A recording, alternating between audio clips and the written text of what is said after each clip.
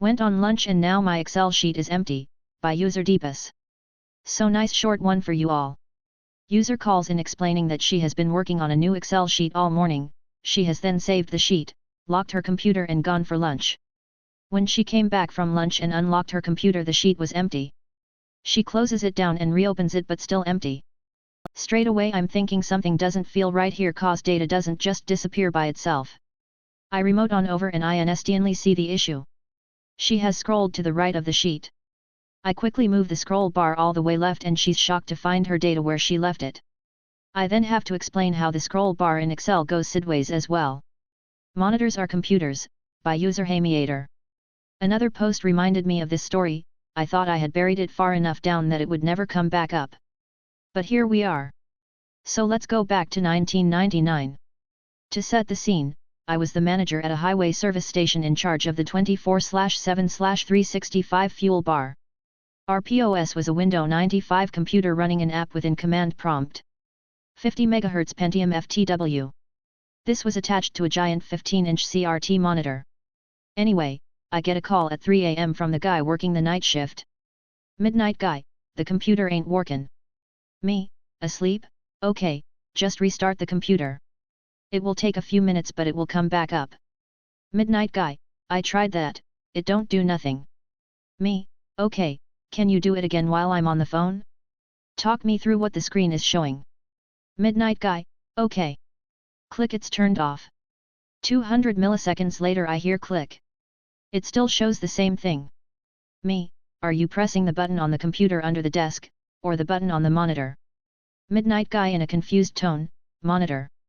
Me, the TV screen. Are you pressing the button on the TV screen?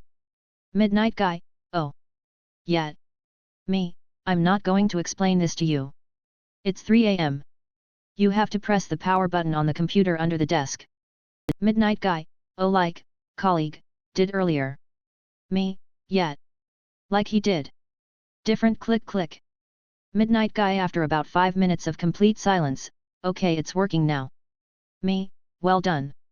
Camera is not working, by user Little Wonder 6538.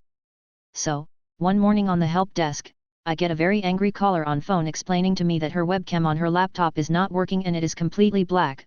I asked her if she has a slider on the top, as some of the laptops we have in our company have privacy sliders, and she said no. I asked her how long she has experiencing this issue for, and she said that about 3 months and it has been gradually getting worse. I figured that she would have to bring it into the office as it was a hardware issue, but I just wanted to check the driver and update it before I made her travel.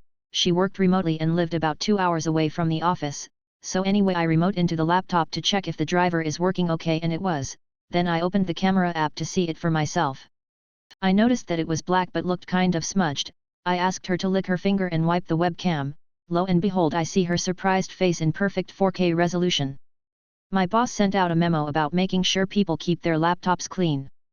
The dumb terminal, and dumber by user citizen systems. This is from way back, when I was in my early 20s. In the early 2000s, I worked in a factory and did IT. It wasn't a big enough place for a full-time tech at first, so I also worked a printing press on day shifts. This was just before we had a PC on every desk, so there were a few that did specific jobs, ink mixer, barcode printer, etc., and a system of dumb terminals that were serial daisy chained back to a 386 to run a production management system. These things were pretty bulletproof from year to year, but the guys on the shop floor weren't the gentaiest, so sometimes an RS-232 cable would need replacing or resoldering if it got knocked. Easy but a pain. One morning one of the warehouse lads said there was a problem with one of the terminals not working, so I went to have a look, expecting either to have to wriggle a lead or possibly replace a cable. This thing was smashed to absolute bits. Even the old, inch-thick CRT glass was cracked, the housing was in multiple pieces and there was circuit board hanging out. The warehouse team honestly seemed to think I would be able to fix this easily and quickly, and seemed keen to get it done before the main day shift came in, so I probed into exactly what had happened. Someone on night shift had dropped a ton roll of paper off a forklift, onto the other side of the desk to the terminal, siege engineing it 40 feet across the shop floor. I was not able to fix it. The Cursed Till Printer, by user Crazy Groff. This isn't my story, it's from a friend of mine that gave me permission. He used to be the general technical support for some grocery stores on the west coast of Canada, and there was a printer at one of the tills that was just cursed. It would break, or eat a roll of paper or throw some sort of error about twice a week, and the store manager was sick of it breaking all the time, and my friend was sick of having to come to that store to fix it. One time after he fixed it, he told the manager, "Hey, it's fixed again. Unfortunately, I can't replace it like you wanted because it's working right now.